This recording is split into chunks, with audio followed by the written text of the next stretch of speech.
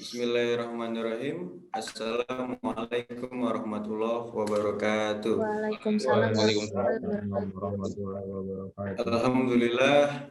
Alhamdulillahirabbil alamin. Wa bihi nasta'inu ala umurid dunya waddin. Wassalatu wassalamu ala asyrafil anbiya'i wal mursalin wa ala alihi wa sahbihi ajmain. Amma ba'du.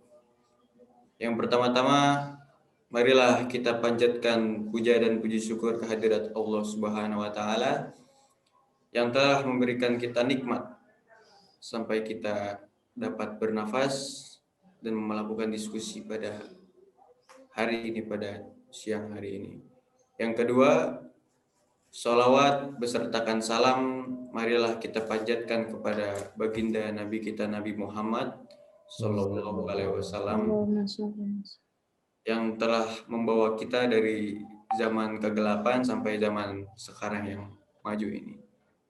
Yang ketiga,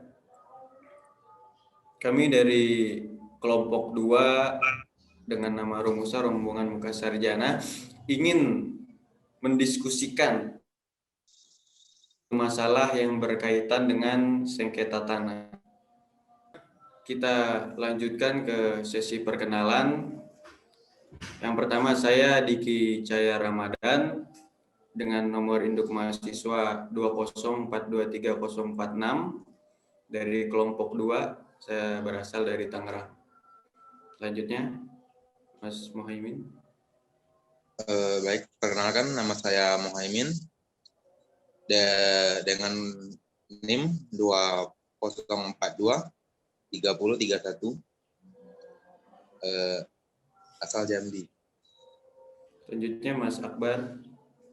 Oke, perkenalkan saya Akbar Ari Wijaya dengan nomor NIM 2042304 dari kelompok 2 atau bisa disebut kelompok Romusa. Saya berasal dari Lampung. Selanjutnya Mas Rio. Ya, perkenalkan nama saya Rino Dendrawan, NIM 2042345 asal Jogja. Selanjutnya Mbak Eka. Perkenalkan nama saya Kem Iftaul Jana Lutfiliani, NIM 2042347 asal dari Bekasi. Baiklah, untuk selanjutnya kita akan beranjak ke pembacaan masalah atau pembacaan materi. Membaca masalah yang terkait dengan sengketa tanah yang akan dibacakan oleh Mbak Eka Miftahul. Kepadanya waktu dan tempat kami persilakan.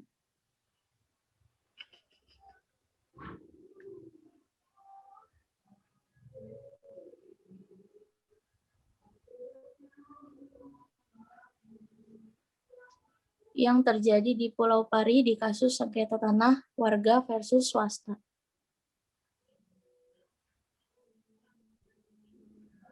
Edi merupakan salah seorang warga Pulau Pari yang menjadi koordinator untuk rasa di depan kantor Ombudsman Republik Indonesia. Islam Jalan HR Rasuna Said, Jakarta Selatan. Puluhan warga Pulau Pari yang berdemo demi menuntut keadilan atas klaim kepemilikan lahan Pulau Pari yang dilakukan PT Bumi Pari Asri. Ya Allah, kami meminta pertolongan dan sampaikan kepada pemerintah agar mereka tahu kami sedang mengalami ketidakadilan, kata Mustafarin, warga yang memimpin dalam acara demokrasi. Temuan dalam investigasi Ombudsman. Warga Pulau Pari melakukan demo jelang pembacaan laporan hasil pemeriksaan oleh Ombudsman terkait sengketa lahan di Pulau Pari. Ombudsman melakukan pemeriksaan setelah mendapat laporan terkait sengketa tanah di Pulau Pari. Dalam laporan hasil akhir, pemeriksaan yang mereka lakukan terkait dengan maladministrasi berupa penyalahgunaan wewenang oleh Badan Pertahanan Kota Administrasi Jakarta Utara terkait penerbitan SHM nomor 210 dan SHGB nomor 9 tahun 2015 yang diklaim milik PT Bumi Pari Asri. Ombudsman menemukan sejumlah keganjilan. Pertama, adanya temuan penerbitan SHM atas nama perorangan dan SHGB di Pulau Pari atas nama PT Bumi Asri Pari dan PT Bumi Geria Nusa. Kepemilikan SHGM itu semakin diperjelas dengan penerbitan master plan pembangunan hotel dan villa pada sebagian besar pulau, sehingga mengancam menggusur seluruh pemukiman warga. Kedua, pada 11 Mei 2016, PT Bumi Asri memasang pelang tanah milik PT Bumi Asri berdasarkan SHM nomor 210. Ketiga, warga di Pulau Pari tak memiliki sertifikat tanah.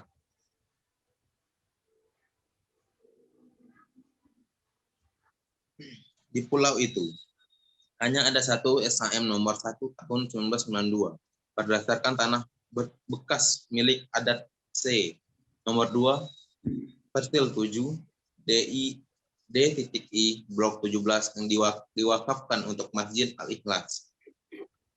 Keempat, ada temuan intimidasi oleh PT Bumi Pari Asri selama kurun waktu 2016. Intimidasi yang dimaksud antara lain somasi kepada warga, larangan warga mendirikan atau merenovasi rumah, memaksa warga menandatangani surat pernyataan, dan menyurati warga untuk bekerja sama.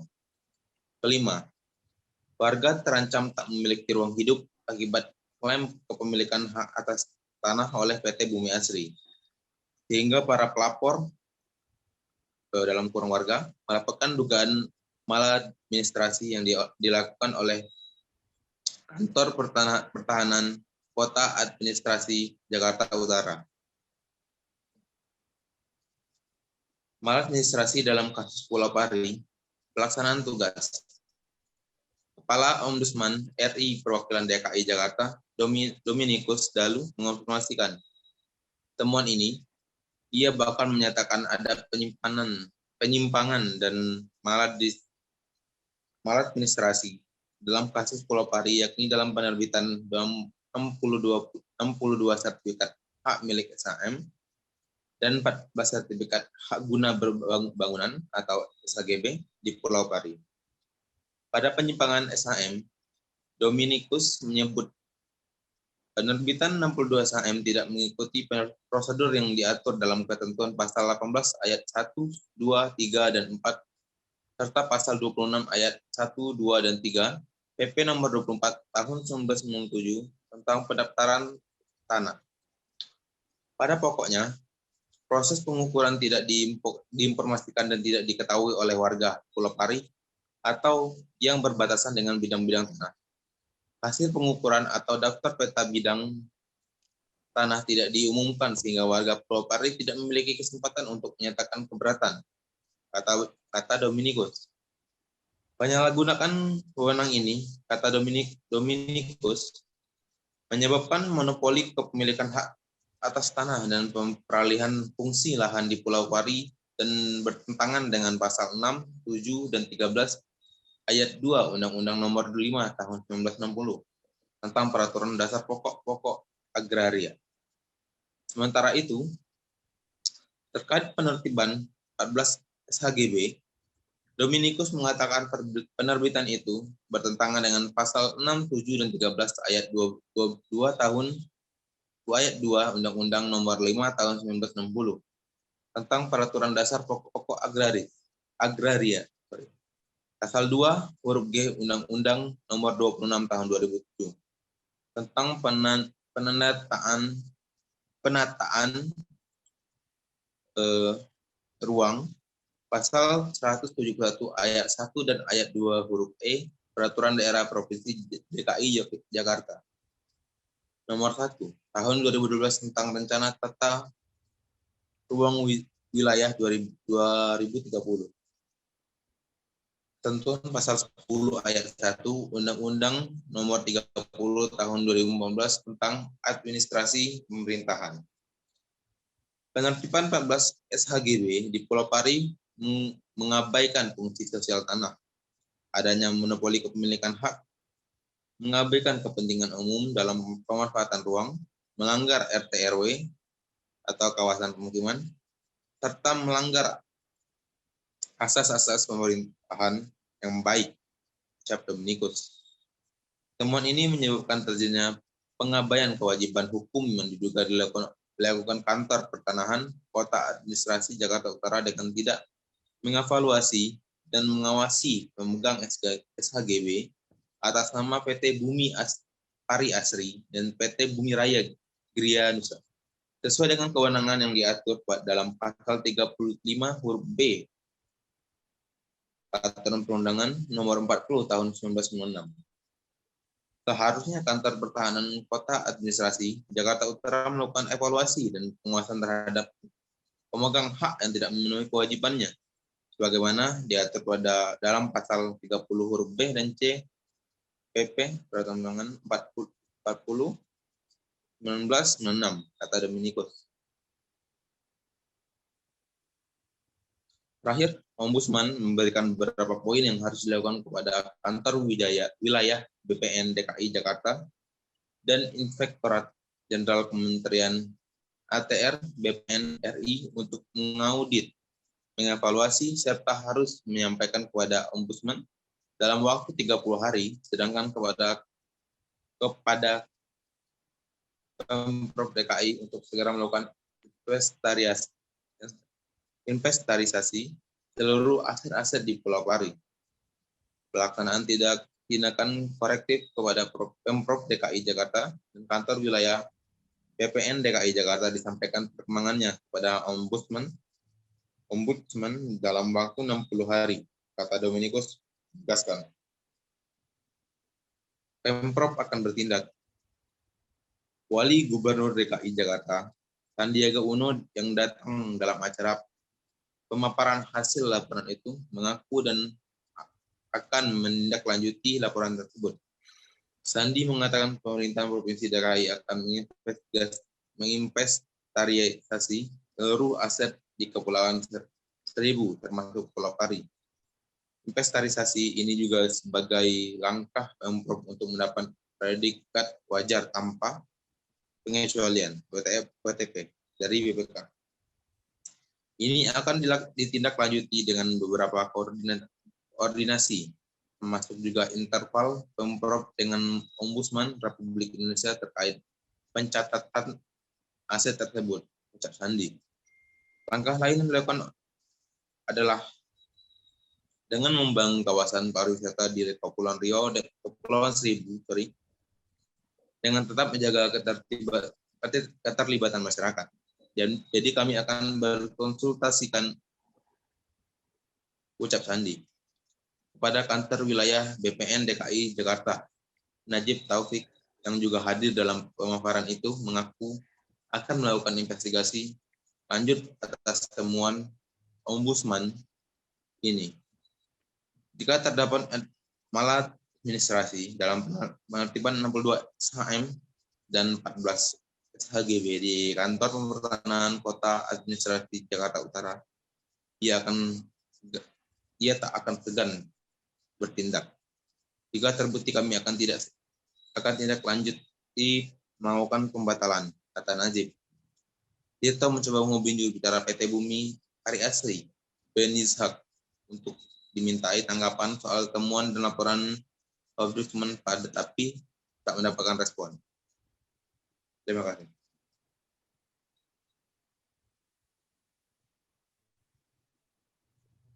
Baiklah, untuk selanjutnya kita akan berlanjut ke diskusi. Untuk diskusi yang pertama, saya persilakan kepada Muhaimin untuk tanggapannya atas masalah ini. Waktu dan tempat saya persilakan. Baik. Untuk pendapat saya sendiri dengan adanya masalah ini, agak sedikit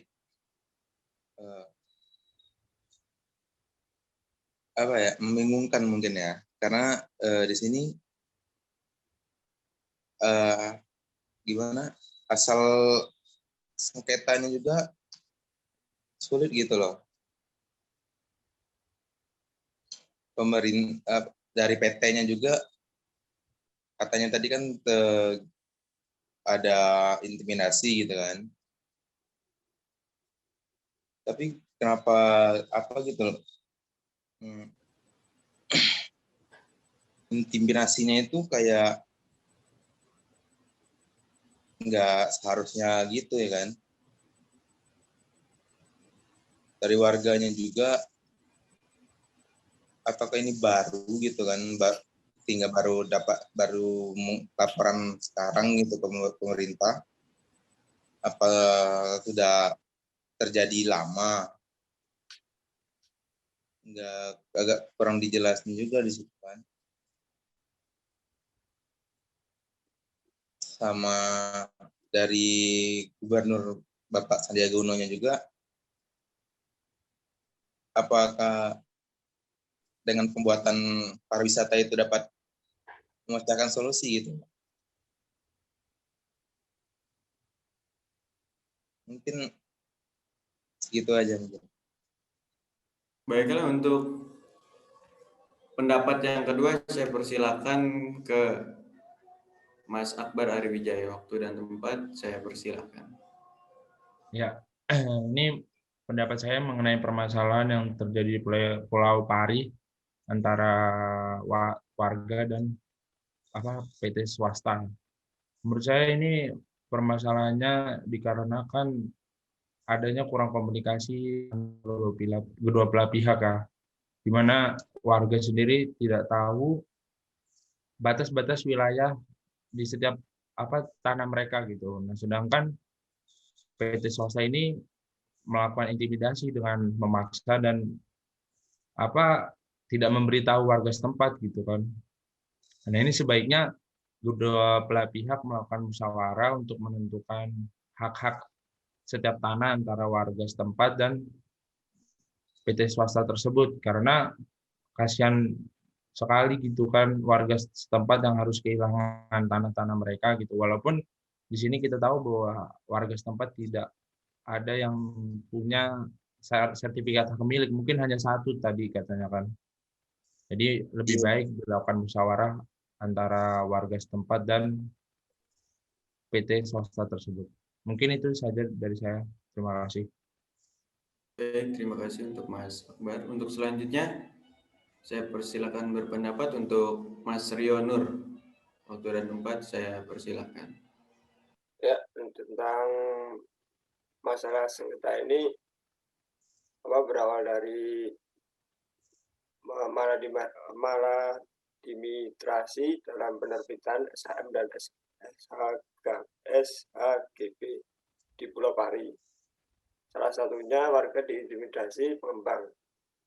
Nah, dengan masalah ini kita bisa melalui dengan cara takim, wilayah al-qadha, dan perdamaian, dan alternatifnya penyelesaian sengketa. Segitu dulu saja dari saya. Baik, terima kasih Mas Rio Nur atas pendapatnya. Untuk selanjutnya saya persilakan ke Mbak Eka Miftahul. Waktu dan tempat saya persilakan.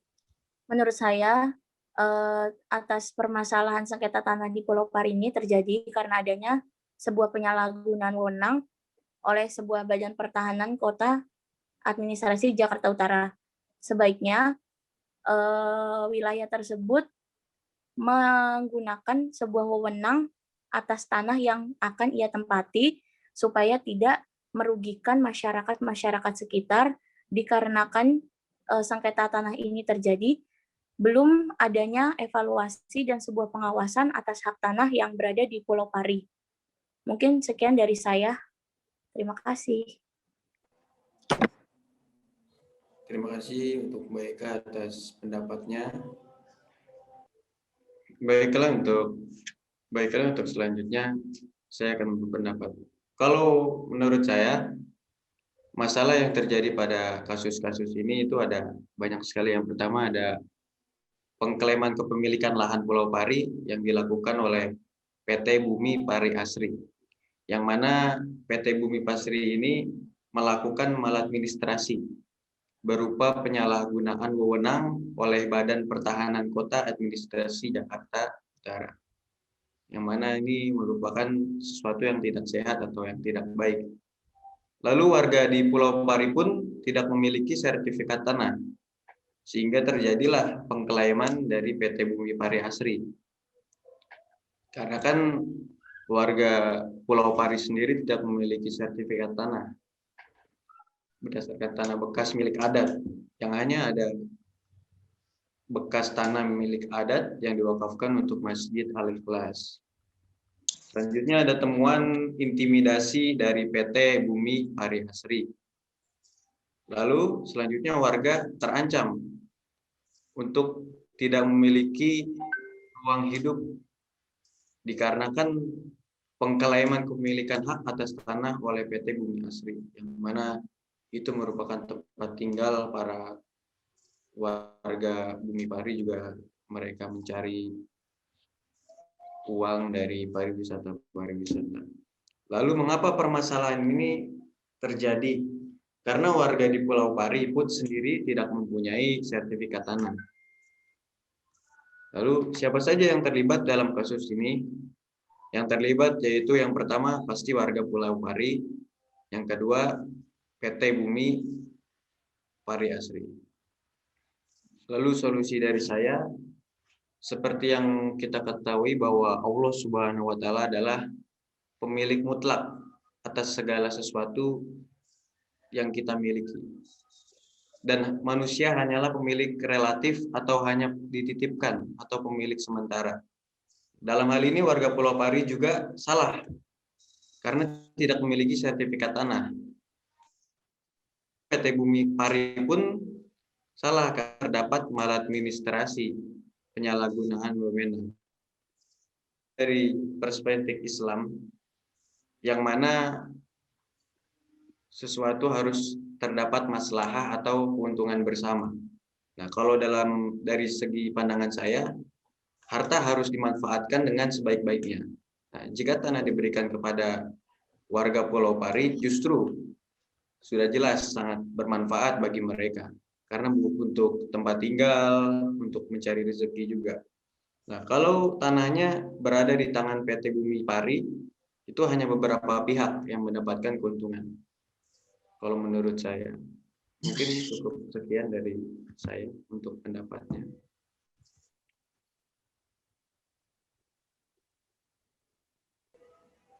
Baiklah, untuk selanjutnya kita akan lanjutkan ke sesi pertanyaan. Ada yang ingin bertanya? Bertanya lagi?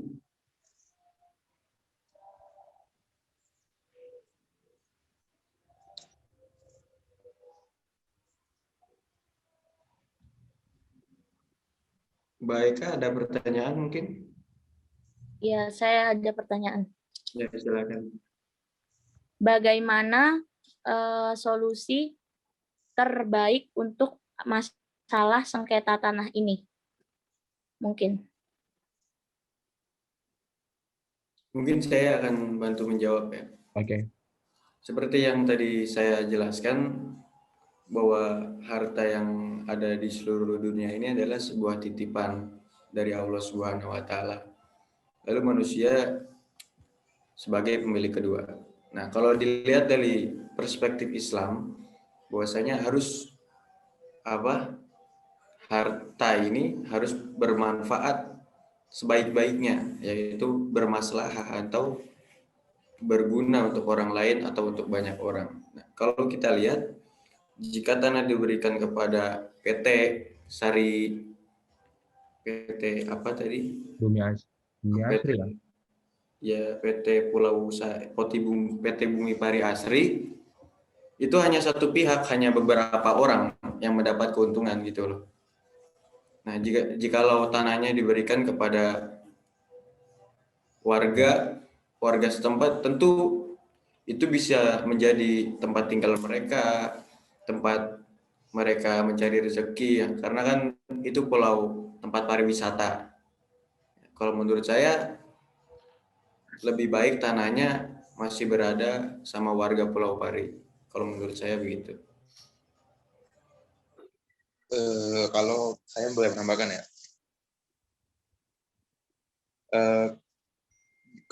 gimana ya?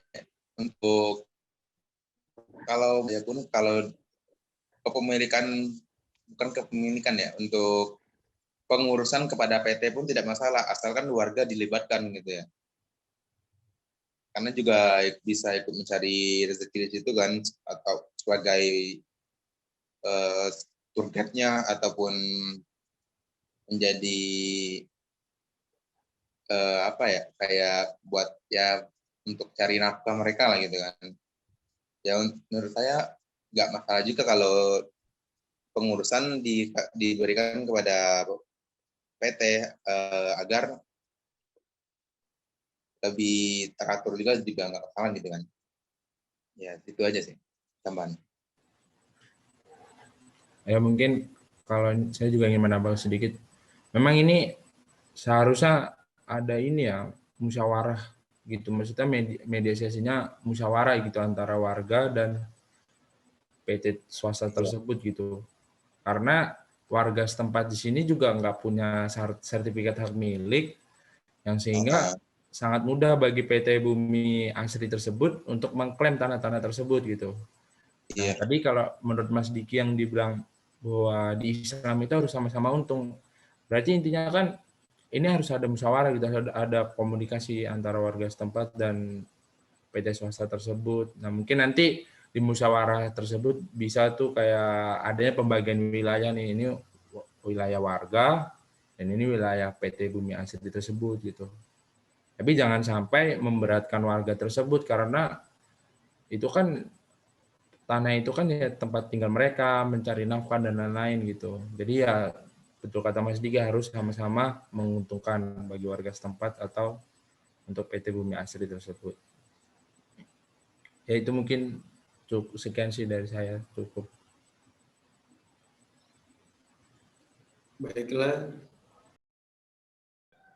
Baiklah untuk acara yang selanjutnya yaitu kesimpulan yang akan disampaikan oleh Saudara Akbar Ariwijaya. Waktu dan tempat kami aturkan. Oke, terima kasih Mas Diki atas kesempatannya. Ya ini kesimpulan dari diskusi kita sore ini gitu. Ya ini inti dari permasalahan ini adalah adanya pengambilan sertifikat milik yang dilakukan oleh PT Bumi Asri tersebut. Nah, sedangkan warga setempat juga tidak mempunyai sertifikat hak milik sehingga adanya pengklaiman. Nah, intinya dari masalah ini adalah kesimpulannya itu tadi yang saya jelaskan bahwa harus adanya musyawarah untuk yang biar lebih mudah gitu antara warga setempat dan PT Bumi Asri. Ya, terima kasih. Baik. Acara selanjutnya penutup. Marilah kita tutup acara kita pada siang hari ini dengan membaca Al-Halal. Alhamdulillahirrahmanirrahim. Semoga diskusi yang kita jalankan dapat bermanfaat bagi kita dan juga bagi yang menonton nanti di YouTube channel kita. Untuk terakhir, saya ucapkan terima kasih perwakilan dari Ketua Kelompok 2. Wassalamualaikum warahmatullahi wabarakatuh. Waalaikumsalam warahmatullahi wabarakatuh. Warahmatullahi wabarakatuh.